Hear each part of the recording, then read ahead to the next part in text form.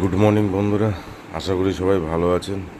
তো আজকে সানডে, তো আগেই বলে যে সানডেতে আমাদের খুব উঠতে লেট হয়েছে। তো বিশেষ করে আজকে তো আমার খুব উঠতে লেট হয়েছে। দেখুন, এখনও পর্যন্ত ব্রাশ হাতে দাঁড়িয়ে রয়েছি। এখন প্রায় 8:30 কাছাকাছি বেজে গেছে। আজকে যদিও সকালবেলা নেহরু মিউজিয়ামে যাওয়ার নেই, কেননা নেহরু মিউজিয়ামে আজকে আবার আমরা বিকেলবেলায় যাব। তো সবাইকে জানাই শুভ রামনবমী শুভেচ্ছা। সবাই ভালোভাবে আজকে রামনবমী সেলিব্রেশন করুন, ঠিক আছে?